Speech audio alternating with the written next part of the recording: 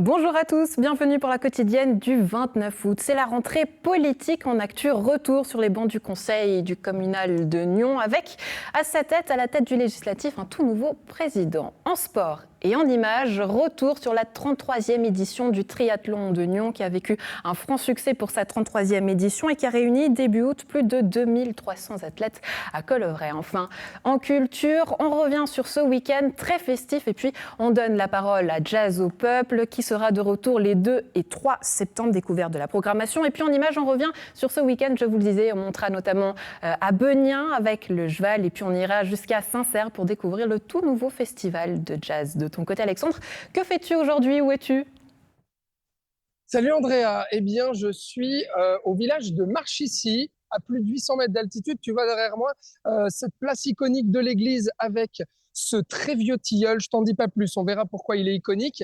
Mais surtout, on est là parce que cette grande salle que tu vois derrière moi fête ses 100 ans. Et donc ce samedi 3 septembre, ce sera la fête à Marchissy. Alors on va savoir ce qu'on va y faire. Et puis surtout, eh bien, je viens interroger les vieux de la vieille du village pour savoir mais c'est quoi en fait Marchissy et qu'est-ce qu'on y fait?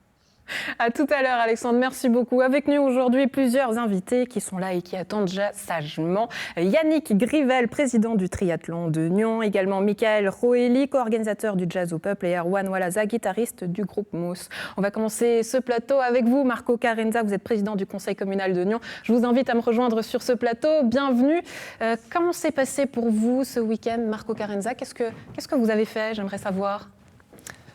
Qu'est-ce que j'ai fait? Alors, tout d'abord, j'ai fait partie de la délégation nyonnaise qui a accueilli la délégation de la ville française de Nyon, étant donné que les deux villes sont jumelées. Donc nous avons eu droit à un apéro fort sympathique. Et ensuite, je suis descendu à Rives pour la fête des pirates, étant donné que j'ai une double casquette. Je suis à la fois membre du conseil du Haut et membre du conseil des pirates de la commune libre et indépendante de Rives. Ouais, une casquette de plus, on va parler de celle que vous prenez dès ce soir en tant que président du conseil communal de Nyon. Vous reprenez la place de la verte Valérie Mosner-Léger qui vous passe donc le flambeau. Vous êtes UDC et puis pour la petite histoire, vous avez déjà été élu président au sein du conseil communal de Nyon en 2017-2018, vous faites partie de l'histoire puisque vous faites partie des premiers conseillers communaux les plus jeunes. Et puis, on va dire une double histoire puisque cette fois-ci, vous accédez de nouveau au perchoir. Comment ça se fait? Alors, ce n'était pas prévu, mais pour différentes raisons au sein du groupe, il s'est trouvé que nous n'avions pas d'autres candidats pour ce poste, alors que c'est à l'UDC justement d'assurer la présidence cette année.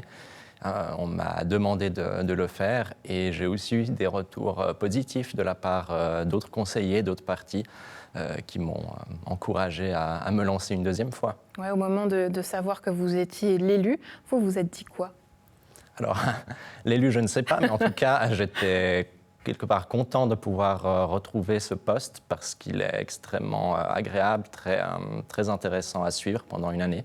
On a une autre vision de la politique, on n'est pas dans une bulle partisane, mais on doit justement œuvrer pour on va dire, le bon fonctionnement de l'institution.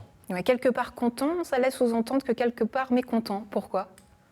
Alors, le seul petit regret, à mon sens, c'est que peut-être nous aurions pu trouver une autre personne au sein du parti, car c'est toujours bon d'avoir de nouveaux visages. Maintenant, quand on n'a pas de disponibilité, alors voilà, on trouve d'autres solutions.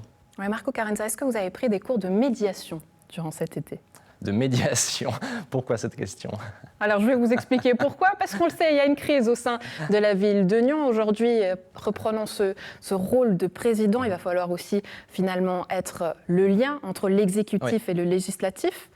Est-ce que vous avez pris des rôles de médiateur cet été, Marco Carenza?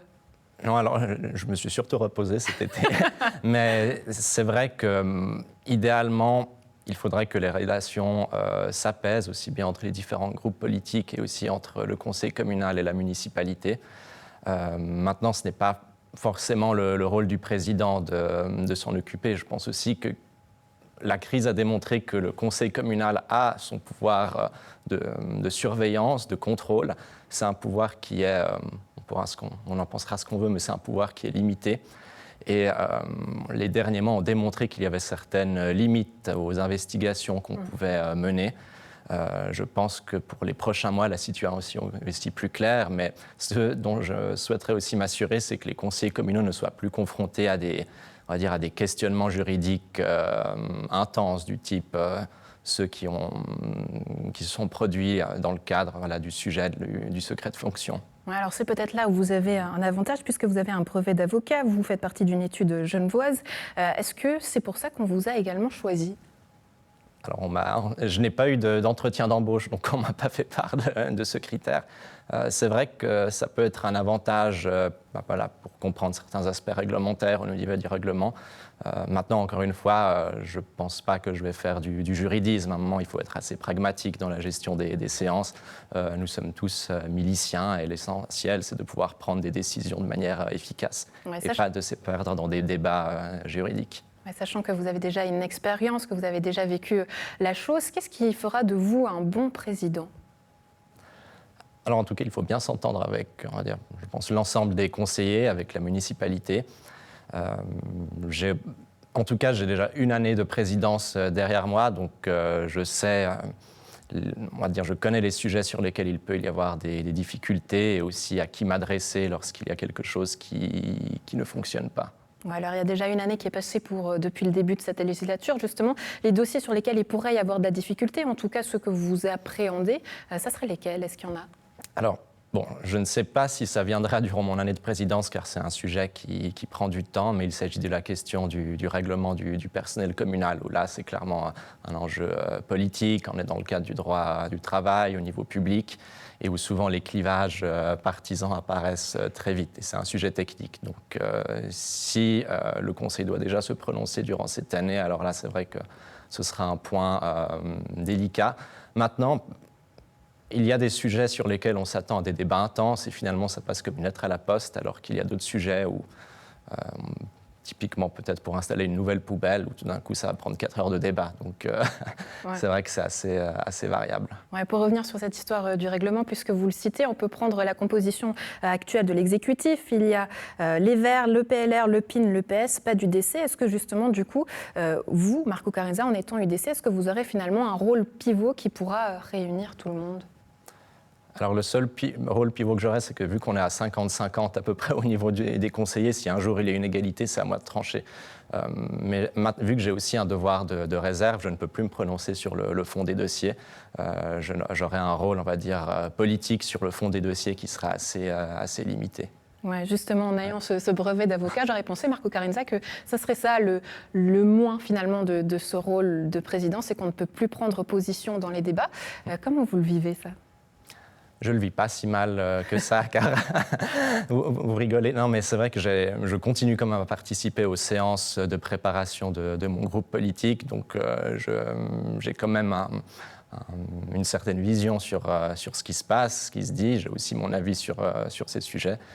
Mais c'est vrai qu'au niveau des débats au Conseil, je devrais rester sage. Ouais, Marco Carenza, donc on vous retrouve ce soir au Conseil communal de Nyon. Merci beaucoup d'avoir été avec nous. Très belle journée à vous.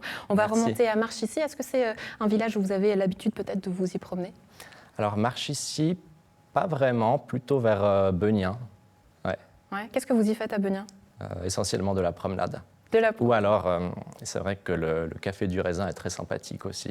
Ouais, café du raisin, donc vous y croiserez peut-être Marco Carenza. On va monter à Marchicy. Peut-être que vous allez apprendre certaines choses. À très bientôt. Belle journée à vous. Merci, bonne journée. Alexandre, on retourne donc à toi, à Marchicy. Oui, et je suis en compagnie de Jean-Émile Humbert. Bonjour. Bonjour. Alors, Jean-Émile, vous êtes municipal, mais vous êtes surtout un enfant de Marchicy. Alors, Vous allez tout me raconter sur ce village. On est déjà devant ce tilleul. Alors, c'est un peu la place iconique de Marchicy, l'église et puis le tilleul. Alors, pourquoi ce tilleul ? Qu'est-ce qu'il a de spécial ? Alors, ce tilleul, ce vénérable tilleul, est le deuxième plus gros de Suisse. On y apporte un soin particulier. Ouais. Nos prédécesseurs aussi ont fait des tailles. Oui, je vois qu'il y a un entretien qui a été fait là. Il y a des branches coupées. Alors, ces branches coupées, cette année, avec la sécheresse, cela permet d'enlever toutes ces branches sèches afin de soulager le tilleul pour pas qu'il tire trop d'eau. Ouais. Alors, c'est le deuxième plus vieux tilleul de Suisse. Exactement. Le plus 700 gros. ans ? Exactement. Un peu plus de 700 ans. Le plus gros se trouve à Lynn. Oui. Voilà. D'accord. Bon, alors, on va... Et puis, oui. vous voyez, il est aubané. Donc, il y a des cordages qui tiennent Ouais. toute la couronne pour pas qu'il s'ouvre et s'écarte. D'accord. Auparavant, ce tilleul, pour le protéger, ils avaient mis des treillis et du béton pour cacher ces grosses fentes que vous voyez là. Oui, Et puis, ce béton étouffe le tilleul. d'accord. Donc, aujourd'hui, en y rapportant sur un particulier, on a tout relevé ce béton, on a enlevé toutes les écorces moisies, pourries, de façon que le tilleul puisse respirer. On y fait tailler régulièrement. Ça coûte, mais on y tient à ce vénérable tilleul. Bah voilà, le vénérable tilleul de Marchissy. Voilà. Alors, on va voir un petit peu le village parce qu'on est sur la place du village, Jean-Émile. Juste qu'on précise, vous êtes né à Marchissy, mais alors votre famille est installée à Marchissy depuis 1402, c'est ça? Oui, c'est ça. C'est les anciennes familles du village. Donc, on a toujours été implantés ici. Il y a 2, 3 anciennes familles dont j'en fais partie. Oui. Je suis agriculteur. Mon père est agriculteur, mon grand-père. Ils étaient aussi bûcherons, débardeurs. Donc, mon père, il coupait le bois, je devrais le dire maintenant, à 50 centimes de l'heure. Et mon grand-père sortait le bois avec le cheval. Ouais. Et puis, ici, sur cette place, il chargeait les billes sur le cheval pour descendre jusqu'à Gland avec le cheval D'accord. pour mettre sur un gare. Ouais. Ça paraît impressionnant. Donc, cette place du village était une place... Alors, on va la voir quand même. Je me tourne un petit peu. C'est une place où les chars s'arrêtaient, etc. Et l'auberge, il y avait même une écurie à côté où la diligence pouvait s'arrêter, laisser les chevaux dans l'écurie, se ravitailler à l'auberge. C'est vraiment le cœur du village. Alors, ce cœur du village sera en fête justement le 3 septembre, mais on en parlera après. C'est pour fêter les 100 ans de cette grande salle de Marchissy. Mais alors, Marchissy, commune qui aujourd'hui avoisine les 500 habitants, on y est presque, 470. Voilà. Mais qu'est-ce qui fait sa particularité, vous qui y êtes né, qui avez vécu toute votre vie ici? Alors, Marchissy a toujours été, longtemps été un village essentiellement agricole. Ouais. Marchissy, il y a environ 1200 hectares, dont les 3/4 se trouvent en forêt. Il y a 900 hectares entre 600 hectares de forêt, 300 hectares de pâturage, donc les 3/4, c'est... Donc, exploitation de bois. Exploitation de bois. Pourquoi je parle d'exploitation de bois? On va regarder après notre grande salle. Ouais. Et cette grande salle, dans les années 1920, le Conseil général de Marchissy a pris la décision d'octroyer un crédit, tenez-vous, de 80 000 francs, aujourd'hui ça paraît dérisoire, pour construire une salle communale. D'accord. Il fallait une salle, cette salle était une des premières salles. Juste là, hein, cette grande salle. Voilà. Il fallait une salle où il y avait les manifestations, les bals, les mariages, les enterrements, puisque après l'enterrement, il y a toujours un thé, etc. Oui. Il y avait déjà à l'époque des groupes théâtrales qui se prononçaient ici, puis les bals de village de Montbenet, y compris les alentours. Ah. Alors, c'est quoi votre plus beau souvenir de bal de village ici à Marchissy? Alors, moi, je suis quand même plus jeune, donc les balles de village, c'est les balles qu'on organisait comme ça. Ouais. Mais par contre, dans cette salle, les plus beaux souvenirs, c'est la revue Villageoise. Ah. Ça, c'est les gags qui se racontaient à l'époque. On va y aller dans cette salle, venez. Beaucoup de gags du village, de la région, voire même égratigner certaines personnalités jusqu'à Lausanne. D'accord. Est-ce qu'il y a eu des gags sur les impôts? Parce qu'il faut qu'on en parle. Alors, historiquement, cette commune, elle était connue aussi parce que les habitants ne payaient pas d'impôts jusqu'à il y a quelques dizaines d'années, c'est ça? Voilà. Alors, lorsqu'ils ont pris la décision de construire cette salle, il est vrai que la forêt rapportait beaucoup d'argent. D'accord. Le bois a été vendu très cher, contrairement à aujourd'hui. Oui. Le bois était du genre 140 francs le mètre cube, il a baissé à 50 francs. Ouais. Hein? Et puis les bûcherons étaient payés, pas dire à coup de lance-pierre, mais même à 1,50 francs de l'heure. La commune ne paie pas d'impôt, rapporter de l'argent pour construire une salle. Ah. Voilà. Alors aujourd'hui, c'est différent, parce que le prix de l'or, il a beaucoup monté. La forêt rapporte plus. On investit de l'argent en forêt pour l'accueil du tourisme. Ah ben voilà. Bon, et puis alors, juste avant qu'on aille dans la salle retrouver le président du comité d'organisation de cette fête, David Luthi, un dernier mot. J'aimerais savoir pourquoi est-ce qu'il fait bon vivre à Marchissy, Jean-Émile? Marchissy, c'est un village convivial. Il ne faut pas oublier qu'il y a beaucoup de sociétés locales. Et il y a une unité comme ça, les gens sont bien accueillis, on cherche à les intégrer. J'étais On moi-même. prend soin d'eux comme le tilleul, c'est ça? Oui, et puis j'étais moi-même commandant des pompiers. Oui. J'ai fait 33 ans les pompiers, dont 28 ans comme officier, D'accord. 21 ans commandant. Donc, on allait à l'encontre des gens, on allait chercher, c'était presque les obliger. Vous venez aux pompiers, on a besoin de vous. Ah. Et puis, les sociétés locales, c'était un peu comme ça.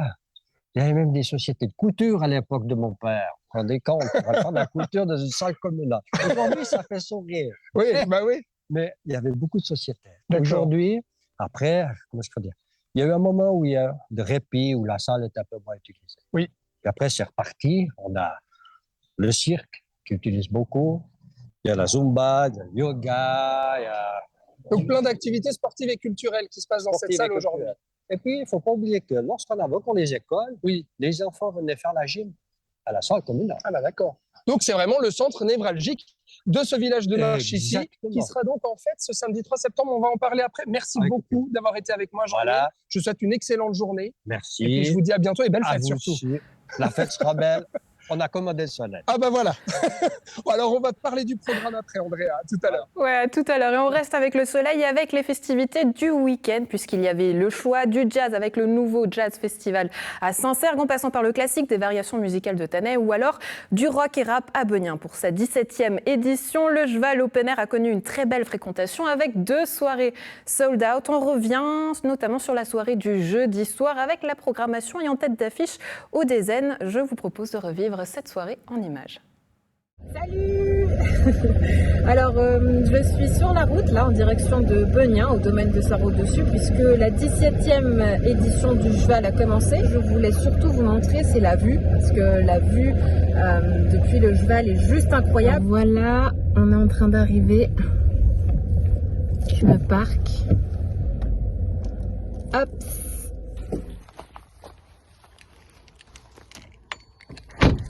Là, c'est les voitures qui sont déjà parquées tout du long.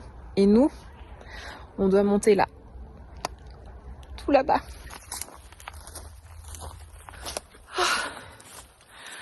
J'espère que la descente sera plus facile. Où est-ce que je suis ? Je suis perdue. Ah, bonsoir et bienvenue au Cheval Festival. Ça dit là-bas. Ça commence, on est en retard. Pas mal cette vue, hein. Ça commence à être franchement pas mal. On est dans la bonne direction. Ouais.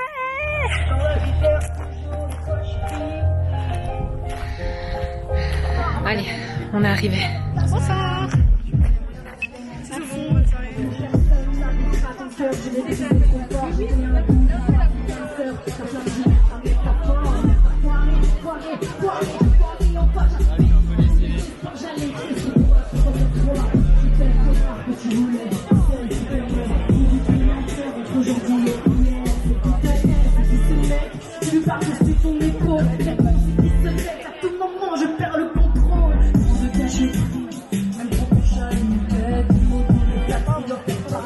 Petite zone camping aussi au Cheval, et pas mal, imaginez vous réveillez tous les jours devant cette vue. Incroyable, pas mal. Préservez-vous, le prochain morceau est quand même un peu calme. Ça y est, la nuit est tombée, mais le cadre est toujours plutôt pas mal. Dans quelques instants, c'est Odezen qui va arriver. C'est une première pour le festival et pour cette 17e édition. Je vous propose qu'on aille écouter un petit peu le concert.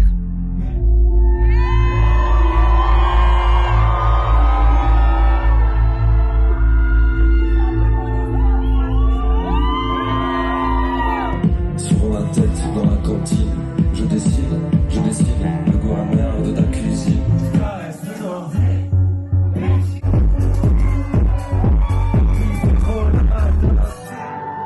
Allez, Cheval, vas-y, on chante ou quoi?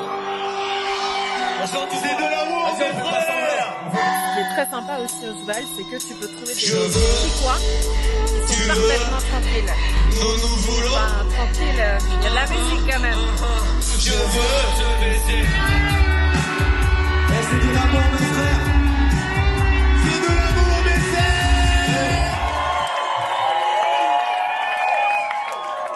On se sent vraiment très très bien ici. Merci. Merci, merci, merci, merci, merci.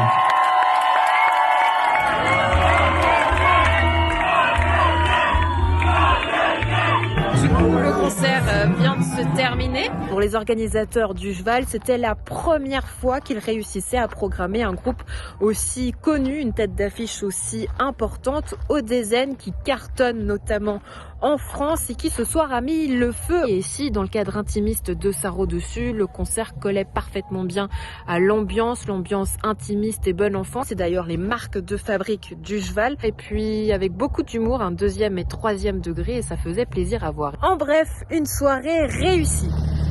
Par contre, je pensais que la soirée était terminée.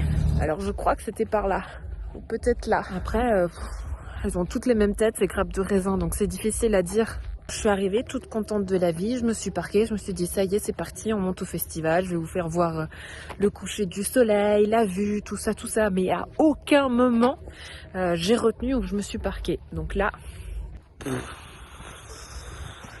c'est un peu compliqué. J'ai trouvé, regardez, ça brille là-bas. Ma voiture, ça s'allume. Yeah! On a eu chaud quand même. Demain, on vous fera revivre la soirée du dimanche, notamment du côté de Saint-Cergue avec le nouveau festival de jazz. Et en attendant, on donne la parole à un autre festival de jazz, c'est Jazz au Peuple, qui est basé à Nyon et qui revient les 2 et 3 septembre. Michael, Erwan, je vous laisse me rejoindre en plateau. Ils sont là, ils sont déjà debout, ils sont prêts. Au taquet, les garçons. Bienvenue sur ce plateau.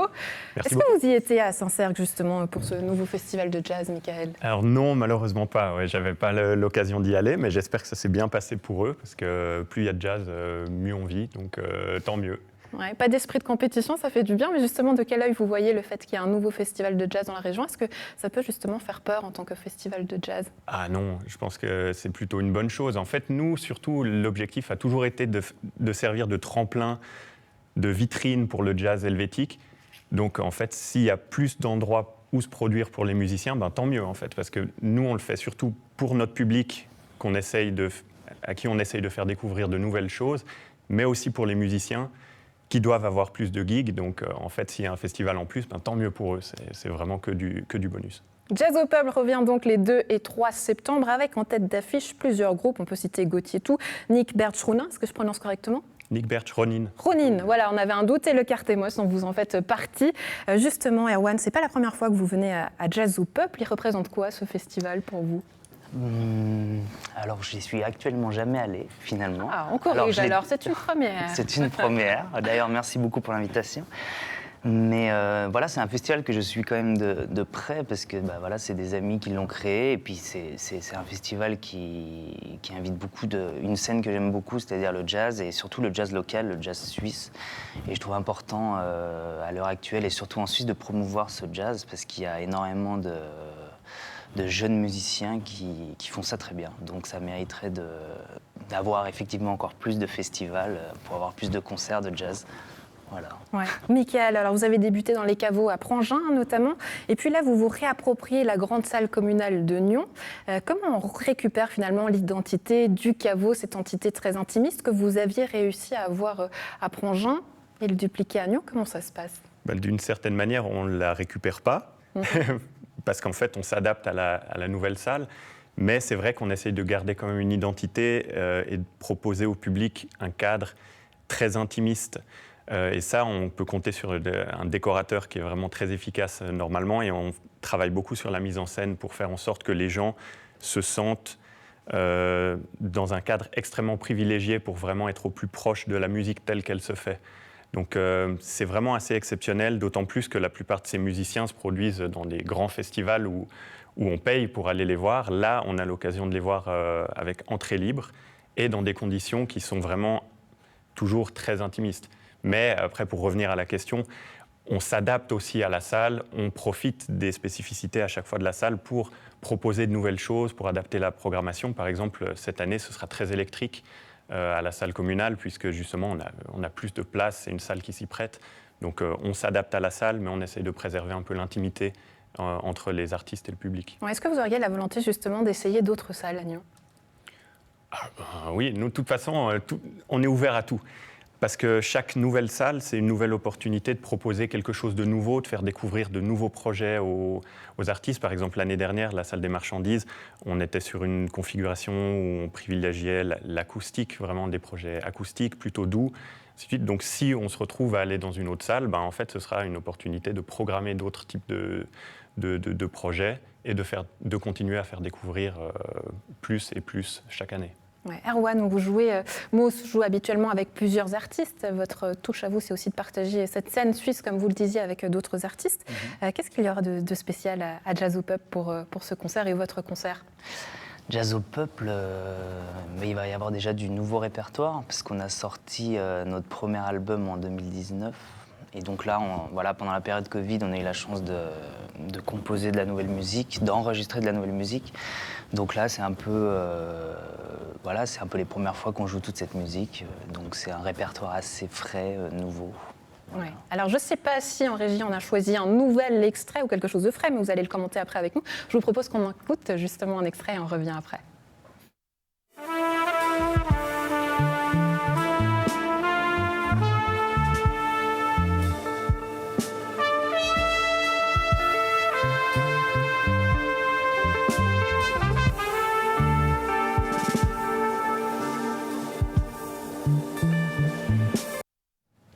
Qu'est-ce qu'on a entendu, Erwan? Alors effectivement, c'est des nouveaux morceaux qu'on va sortir sur notre deuxième album, donc Castle in the Sky. D'ailleurs, c'est dans ce studio qu'on a enregistré, c'est la maison, c'est mon propre studio, donc on a eu la chance de le faire entre nous, cette musique, chercher les sons, chercher voilà, la musique. Donc effectivement, ça c'est assez récent, ce qu'on va pouvoir jouer. Vendredi. Ouais, Michael, qu'est-ce que vous avez... vendredi, on garde le vendredi, mais ça peut être plusieurs soirs, je suis sûre que les organisateurs de Jazz au Peuple seront ravis. Qu'est-ce que vous avez cherché au niveau musical, peut-être avec Moos, et qu'est-ce que vous avez trouvé? On trouve un projet suisse très prometteur et même maintenant confirmé, qui a participé à la tournée des Swiss Diagonal Jazz Festival cette année, donc qui est un tremplin qui a lieu tous les 2 ans et qui met en valeur vraiment tous les projets les plus prometteurs, les artistes les plus talentueux du pays. Et Moos, ce qui est intéressant, c'est qu'il y a vraiment une touche un peu neo-soul et hip-hop qu'on n'avait pas jusqu'à présent à Jazz au Peuple et qui pourtant s'est vraiment fait une place dans la plupart des festivals du coin. Il y a beaucoup d'artistes de la scène londonienne qui sont programmés à Jazz 11+, au QI Jazz Festival, à Montreux Jazz. Et c'était pour nous un moyen de dire, écoutez, cette musique que vous aimez tant, en réalité, il y a des gens en Suisse qui la font aussi très très bien avec une touche tout à fait singulière. Donc c'est un moyen pour nous à la fois de faire découvrir un nouveau groupe du coin et aussi de mettre en valeur un style de musique qui maintenant s'est vraiment implanté dans le paysage suisse aussi. Ouais, Michael, Erwan, merci beaucoup d'avoir été avec nous. On vous retrouve donc sur scène les 2 et 3 septembre pour cette édition. La combienième déjà du Jazz au Peuple? J'arrive plus. C'est la 8e. 8e, voilà. 8e à fêter et à célébrer du côté de Nyon. Merci beaucoup d'avoir été avec nous. Très belle journée à vous. À bientôt. Alexandre, on retourne à toi et à Marchicy avec les festivités donc, du village et cette 100e anniversaire de cette salle où tu es. Et oui, là voilà, cette grande salle de Marchicy qui a 100 ans. Tu vois, derrière moi, juste là, un tapis de cirque, parce qu'il y a donc l'école de cirque de Marchicy qui vient ici, des cours de Zumba, des cours de yoga. Enfin bref, et donc ce samedi, elle sera en fait notamment grâce à David Lutti qui est avec moi. Bonjour. Bonjour. David, comment ça va? Tip top. Ouais, alors vous êtes le président du comité d'organisation de cette fête à Marchicy ce 3 septembre. Alors, qu'est-ce qui va être fait concrètement? Alors, on aura une journée entièrement consacrée à fêter cet édifice, cette grande dame, et on aura mis les petits plats dans les grands, et j'espère que tout le monde sera content. Allez, alors les petits plats dans les grands, qu'est-ce que c'est? Alors, on va voir un petit peu, parce qu'il n'y a pas que la salle qui va être animée. On va commencer dès 11h, et on finira à 4h du matin. D'accord. Donc, il y aura pas mal de choses pendant ce laps de temps. Alors, il y aura quoi, par exemple? Donnez-nous envie. Alors, on s'approche. Pour commencer, on va justement inaugurer la fête avec un coupé de ruban. Ah, coupé de ruban qui sera fait au sortir de cette grande salle. Voilà, sur un beau tapis rouge. D'accord. Et puis, avec le comité, on a réfléchi, on s'est dit cette grande salle à 100 ans, 101 ans, avec cette petite pandémie, ça nous a pris un peu du retard. J'imagine. Et on s'est dit, on va aussi voir sur l'avenir et pas seulement l'ancienneté d'un bâtiment. Donc, on va prendre la personne la plus âgée du village et la personne la plus jeune du village pour avoir passement cette passation en fait. Donc il y a un bébé qui va couper un ruban, c'est ça? Voilà, on y mettra plutôt le ruban dans les mains plutôt que le ciseau, ça sera moins dangereux.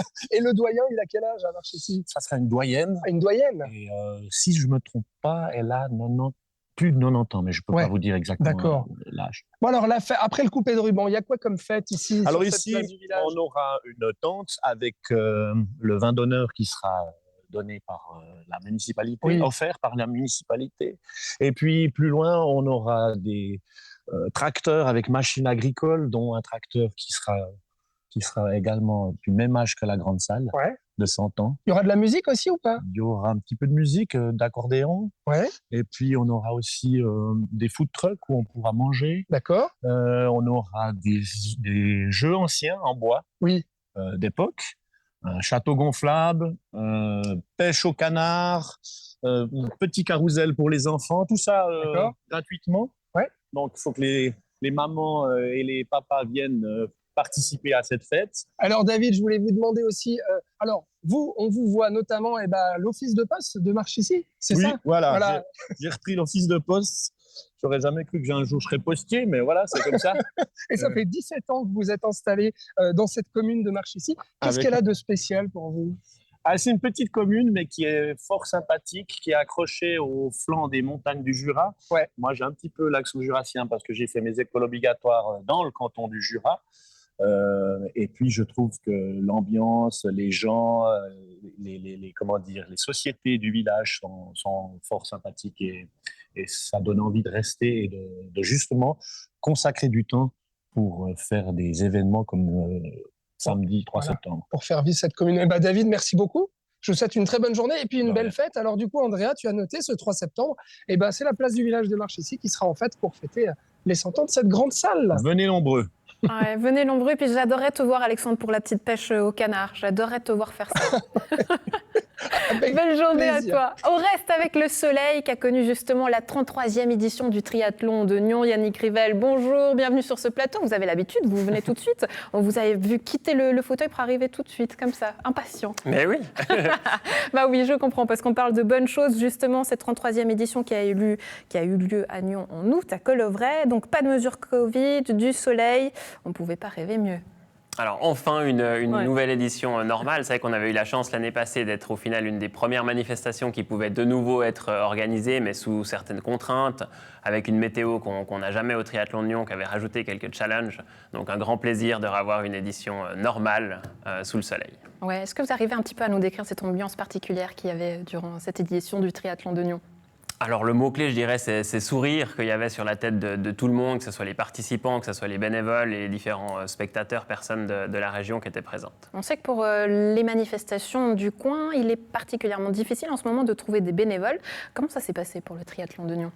Alors c'est pas facile, c'est toujours un long combat entre guillemets pour y arriver, avoir assez de bénévoles. À savoir qu'au triathlon de Nyon, c'est une organisation déjà 100% bénévole à l'année avec une trentaine de membres du comité et que pendant l'événement, pour le montage, les montages et la manifestation, on est à 300 bénévoles qui réalisent plus de 9000 heures de bénévolat, ce qui fait un gros challenge qu'on a réussi, mais en relançant, en harcelant, en faisant pas simplement de publicité, de recherche dans les réseaux de chacun. Qu'on a réussi à faire, mais qui n'est jamais facile au final, que ce soit cette année ou d'autres années. Ouais, la nouveauté, c'était également d'avoir la manifestation étalée sur 2 jours pour les adultes. Quel bilan vous faites de cette configuration-là ?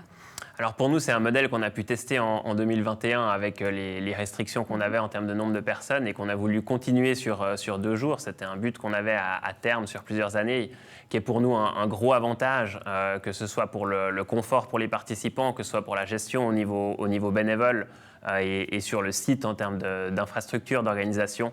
Donc c'est clairement un succès et quelque chose qui va se développer les prochaines années. Ouais, plusieurs performances aussi d'athlètes de la région notamment. Qui c'est que vous gardez en tête justement et qui a marqué peut-être les esprits pour cette édition ?